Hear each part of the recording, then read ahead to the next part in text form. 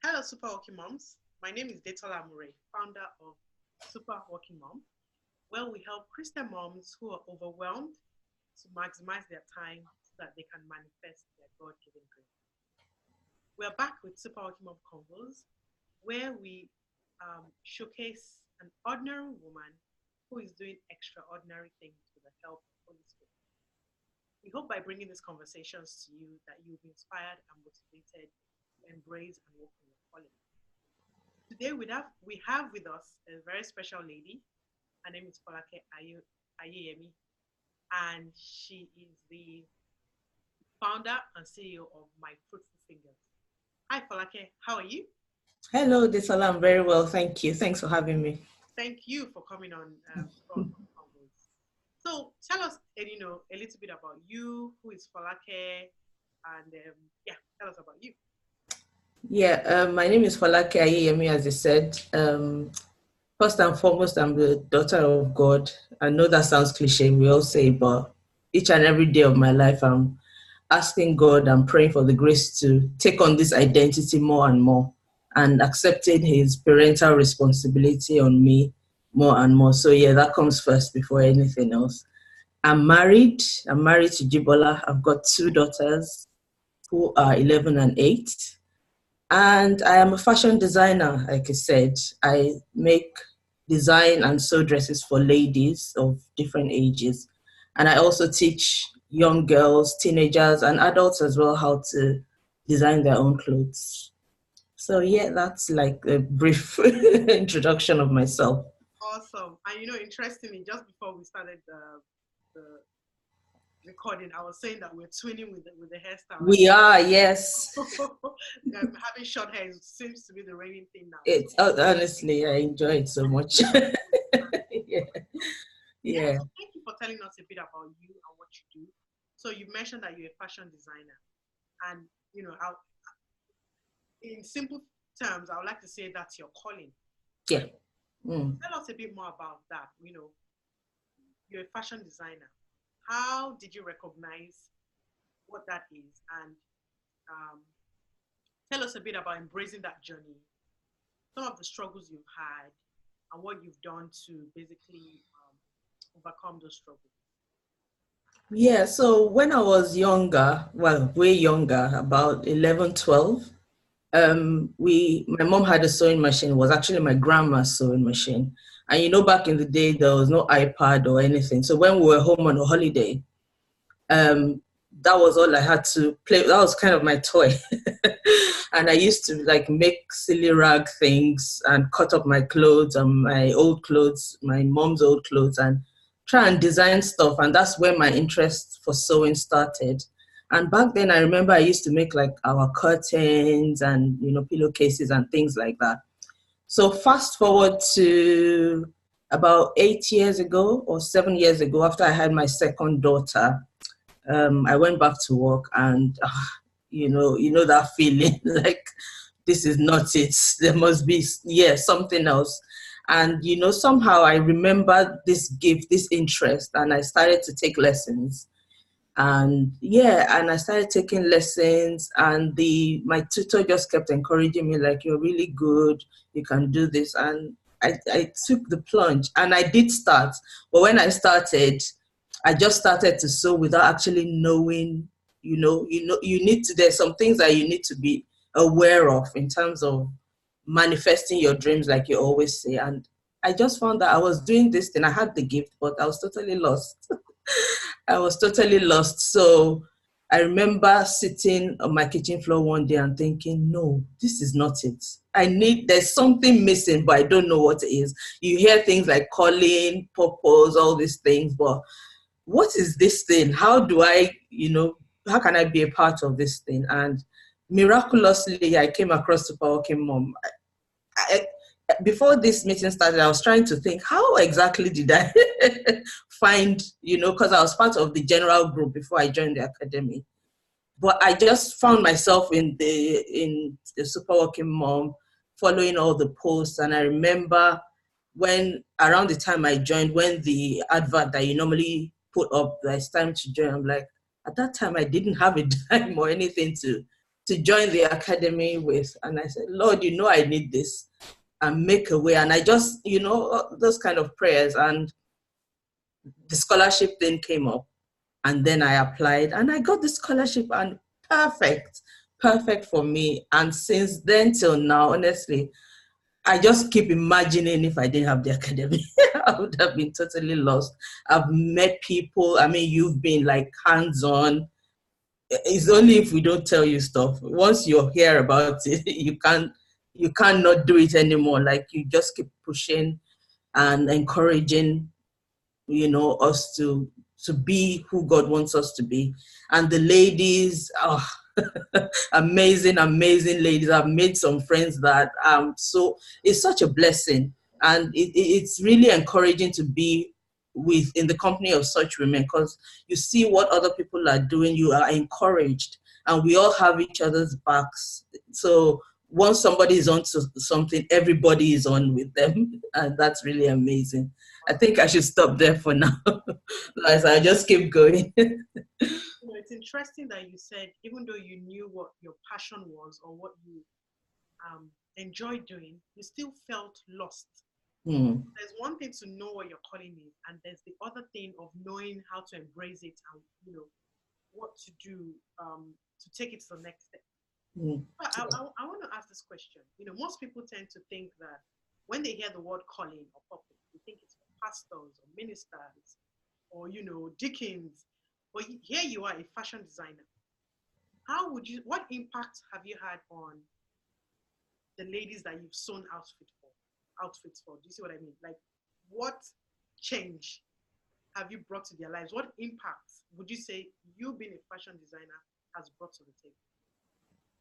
Yeah, so I remember before I started like tutoring, so I started making clothes. Then I knew that there was that thing of passing on the knowledge to other people, to empower other people. But I didn't think I was up to it. And I remember, I'll take us back to when we did the challenge on leaning, when we read the book on leaning in the academy. And we were asked to write out things that if we were not fearful, and I wrote that out. I still have the slip on my wall, and I still look back on it. And I remember thinking, I can't do this, but let me just write it. And from then on, I was encouraged a lot by the ladies in the academy to take the plunge. And I started tutoring people and teaching them how to sew. I remember the first one I did, I was so absolutely nervous. I'm thinking they will probably ask for their money back. But I'm thankful because now the testimonials I hear from my students, I'm just thinking, are you sure? Is it me? The impact is surprising that something like fashion designing can make an impact in people's life, can empower people, can make people feel positive about themselves, make them look forward to wanting to make and design stuff, clothing and different kind of things for themselves. So it's really amazing. And you wouldn't think, like you said, you would think, oh, it's just pastors and prayer ministers and praise worship. But any gift that God has given us is a tool for us to fulfill our purpose. And like you always tell us, we need to look around us and within us to find that thing that God has called us to do. So yeah, it's very impactful. Yeah. And for the ladies that you've sewn outfit for as well, what kind of feedback do you get from those, from your clients? I do get, in fact, there's some of my clients I've never ever set my eyes on.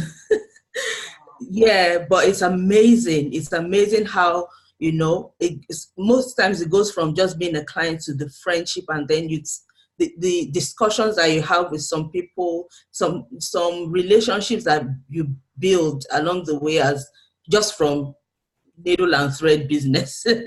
It's really, there's so much to it. It's way beyond just making the outfits. Yeah, the impact comes more from the relationship that grows in the process and after the outfits are made. Yeah. It's interesting that you said that, because I always feel like our calling or whatever it is we do is like a cover for us to get to,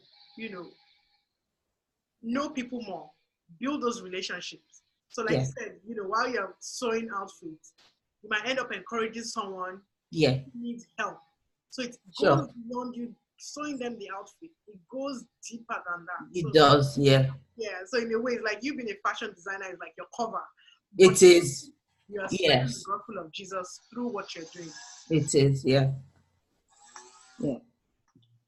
Okay, so I know you also have a support group called Moriah. Can you share a bit about that with us? Okay, so Moriah Family Support Group is a support group for parents of children with additional needs. So different needs like autism, ADHD, Down syndrome, cerebral palsy, and all neurodiverse needs. Moriah started just less than 2 years ago at the end of 2017. And the idea came to me when it was running up to my daughter's 10th birthday. So my daughter, when she was younger, one evening when I went to pick her from the nursery, her key worker called me to one side and said, it seems so and so, her speech is delayed and all those kind of things. And I just sank, and it was not nice. And from then on, we had, hospital appointments, reports. Some reports, I will open the letters and I will just cry and cry and like, why is this happening to me? What is this and all that? So by and by, with the help of God, and support here and there, we kept helping her, supporting her to get better. But getting all the help from school, getting all the help from the professionals was good. But after then, everything else, you just felt like we as parents were on our own. We felt like we were the only ones that had a child with additional needs. But as time went on, I started to find out that there were lots more parents that had children with additional needs. But everybody was just doing their own thing, hiding away or not wanting to talk about it. The same kind of feelings that I had, a lot of other people had that feeling. So that's where the idea of starting that group, where all of us can come together, support each other, learn from one another's experiences, and then support our children better. And it's been amazing. I mean, I can't begin to tell you the progress that we've made in the past going up to 2 years, especially from our ethnic background, where things like this are like big taboo. You can't really talk about it.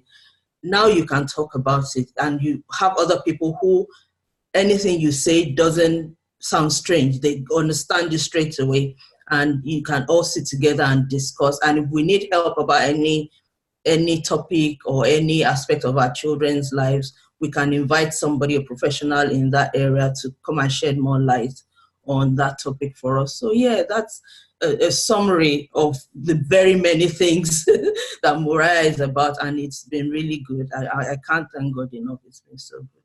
So on one hand, we have you running Moriah, and the other hand, we have you being the CEO of my Fruitful Fingers. Yeah. Do you think they clash?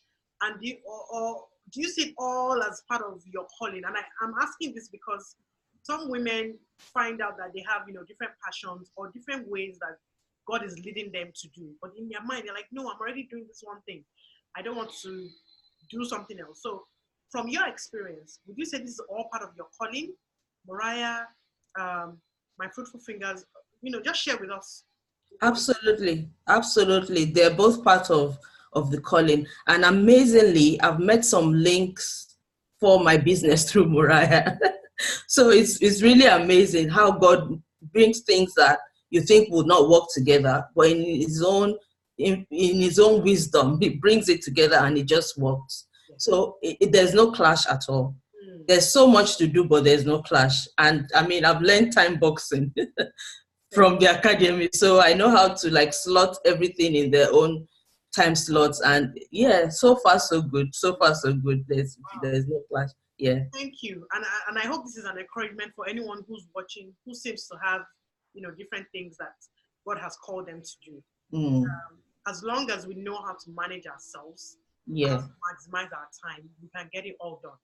Okay, so you talked about the academy, and I know that you also were part of one of the mastermind sessions we had maybe last year or 2 years ago. 2 years ago, yeah.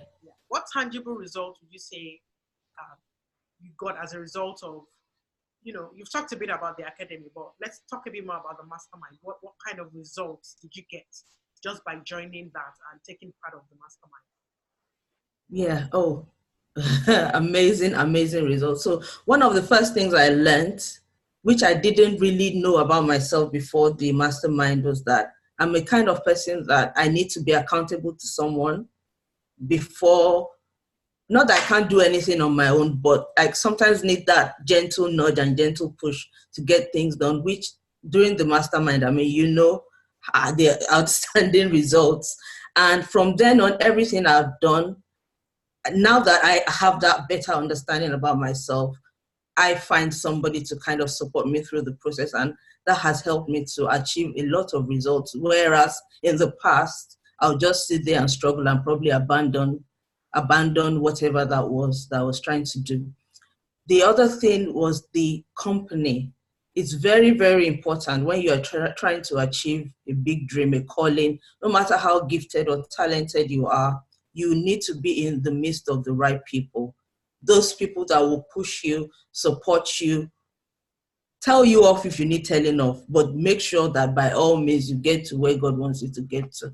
And the leadership, I mean, I can't thank you enough for how you lead and steer the groups and the way everything is coordinated perfectly. Everybody achieves. It's like I've never seen that kind of thing before, where every single person with their own big ideas from the first meeting to and you see the progress as we go along all the way to the end of it. So it's really amazing, the achievements, that come from there and then lead on to other things. Because then when you want to speak to people, because of the confidence that you have built from speaking to a few ladies and they make you feel like you're talking sense, then you're more confident to go out and speak to a bigger group, and you're not afraid that you're not making sense, if that makes sense.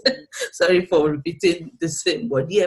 So it's been really, really amazing. Also, a better understanding of your calling, because then you know how to break everything down and then, attend to the details bit by bit and then put everything back together and it all makes sense. So it's amazing. Awesome. Thank you for sharing that. And for those who might be wondering, what is the mastermind? It's basically a 90-day program where about 6 women come together, and every week, at the beginning of the mastermind, they state their main goal. And I remember, I think one of Folake's goals there was to open an Etsy store. Etsy store, yeah, that was yeah. Exactly. And she was able to do that at the end. Yes. So each person comes with their goals, whether it's I want to write a book, I want to to the next level of my business. I'm being abstract here, something tangible. And at the end of 90 days, they're during those 90 days, they're making progress. They're getting input from the other ladies in the mastermind. Yeah. And the results are usually explosive. So and I tried for years to do it before the mastermind. I had opened the Etsy. I went back on the date I actually opened the shop, and you won't believe how long ago it's been there, but that was it until I came on. So yeah. Thank you for sharing that. And again, you obviously had to put in the hard work. It wasn't like, oh yeah, you had to put in the hard work, and that's what you need to remember. Great. So let's go a bit more personal now. Have you experienced loss, any kind of loss, and how has that impacted you as a person or your calling? Yeah, so loss in different ways. The first loss I experienced, that I want to talk about, is the loss of myself. I lost myself at a point in my life. And I mean, leading on to my previous, what I shared about joining the academy, there was a time in my life that I didn't know who I was. And if you remember, even when I joined the academy, where we usually at the beginning, you do a video to talk about yourself, I could not do that video because there was nothing to say. I didn't have anything to say. I didn't know who I was. If I had done anything, it would just have been, I'm married, I have children, and it would have ended there. So yeah, but I'm thankful that now I've found myself, the person I am now. I'm surprised at it. So that's on one side, the loss. But with people, I've lost close people in my life. The first person that I remember was my granddad, who was the first of my grandparents. So I've always had all my grandparents up until that point where my granddad died. And it was so strange because the finality of death it was not, I wasn't prepared for it. As much as he was old, he was 83, but I still didn't think, you know. So then I started to realize that, look, this world, this life is not forever. At one point or the other, no matter how much you love the person, they will go and they will go and continue their, journey in another place. And then my grandparents, one after the other, they started going. And I grew up with both my grandparents, on my mom and my dad. So I was really, really close to them. But now they're all gone. I only have memories to hold on to. And then, about 10 years ago or 11 years ago, I lost a very dear uncle who was very, very, those kind of uncles where when you're growing up, they're the ones that take you for treats and buy suya and all these things. And I was in uni and I got a phone call that he passed away, and it broke me. Like, you think, no, like you have kind of like this kind of person is not the one that should die. Yeah, it's the one that should live to see you grow up and do all. But he passed, and it was really hard for me to deal with. And it wasn't long after that my aunt, my mom's older sister, also passed away. And more and more as all these things happened, it just, now that I'm older and I look back at all those times, I just think, whatever God has called you to do, just get on with it. Because as much as we want to live long, the time is of the essence. Let's just keep going, because when he comes calling, when he's ready, he won't say, oh, I want to wait for you. He has given us all the time to achieve. I mean, we claim his promises for long life and all that, but we don't know, do we? So it's just to keep doing what he has called us to do. And yeah. Wow. And I'm so sorry for all your losses. I can't imagine like one loss after the other. And even the Bible says it, no one was promised tomorrow. We only have today. Yeah. We need to make today count. Yeah. And if, like you said, the Lord comes calling, we are in a position where even we are excited to go meet our Savior and say, yes, I did what you called, what you assigned me to do on earth. Yeah. Thank you for sharing that. Thank you. So what advice would you give anyone who needs help with either finding their calling or embracing their calling or manifesting their calling? What advice would you give such a person? Okay, so the first thing I'll say is pray. Again, it sounds cliche, but that's like the first thing. Like, it's not just blowing tongues. I mean, blowing tongues is good, but have a one-on-one with your maker and say, look, Lord, this is what the situation is. It's amazing how interested he is in minor things we think, oh, Almighty God, how will he be interested in, he is interested, and he will lead you in the way that you should go. So prayer is, for me, the number one, and just asking God for help.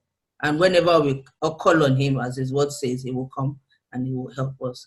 The other thing is the company that you keep. I find, especially in my own journey, that when God put me in the right company, which again is a Super Working Mom, I can't stop saying, everything changed for me. Everything changed for me. The friends you talk to, the people you share your dreams with, they're so important. Some people, not because they don't want you to do well, but some things that you say doesn't make sense to them, and they just put you down, and you just then throw everything out and say, no, this person said does, especially if it's somebody you respect, and they say no, then you just say no and put it away. But if you are in the company, especially when there are lots of women who are like, okay, let's try this way, let's do it this way, I can help you with this and that, it helps a lot. And it gives you that, encouragement to get up and go. The other thing is, don't be afraid to take the first step. I know it's hard, is taking the step, like, okay, when you discover that, okay, this is what I want to do, then it comes to actually doing it, and you're like, I'm not doing it. but don't be afraid, especially when you have that kind of support of people around you. When you're struggling, you know who to turn to and people to support you. So those are my a few pieces of advice that I can give. Thank you so much for sharing that. So again, I mean, Folake mentioned, pray, get the right support. The Super Working Mum Academy is available for anyone who's interested. We'll put the link or the details in the description box. Check it out. Leave a comment if you need more information. But again, you know, it's all about having the right support. You know, it doesn't have to be the academy, but then get a support system. Yeah. It makes a lot of difference. Yeah. Okay, so lastly, how can people connect with you? Okay, so I'm on Facebook and on Instagram. My Facebook, well, I have a personal one, which is Folake Ayeyemi, and my business one is My Fruitful Fingers with an S at the end. Moriah one is Moriah Family Support Group on Facebook. Also on Instagram, personal one, Moriah Family Support Group and My Fruitful Fingers. Okay, so what we'll do is I'll get all of those details. The links, yeah. So anyone that wants to connect with you, maybe anyone who's been wanting to do fashion designing and needs help, you can connect with Folake. Or if you have a child who, you know, special needs child and you need that kind of support. I know you're based in Portsmouth, however, yeah, I do get calls from everywhere. Yeah, so I'll do my best to kind of support people over the phone as well. So it doesn't matter where you are. If you need to talk, you might just want somebody to talk to. Even if I don't have like all the answers, it's just sometimes it's just having someone that understands and can listen. It makes a big difference. So we'll put down all the details. Yeah. So in whatever capacity you want to reach out to Folake, this is Folake. She, you know, reach out, and I'm sure she would love to talk to you. I will. Thank you so much, Folake, for sharing with us today. Ladies, if you're still here, if you're still watching, well done. I hope you took away something from our conversation today with Folake Ayeyemi. If you're in the UK, our Empowering Mothers Conference is coming up in 2 weeks, September 21st. It's a free conference created for you, designed for you to help you be who God has called you to be. The theme for this year is Manifest God's Calling. And we have a special speaker coming. I will be speaking. I'm launching my new book called Slayed Out. So it will be great to have you with us. So again, thank you for tuning in. Remember to subscribe to our YouTube channel so that you can know when we have any new videos. Take care until next time. God bless you. Bye-bye. Thank you. Bye. Bye. Thank you, Folake. Thank you.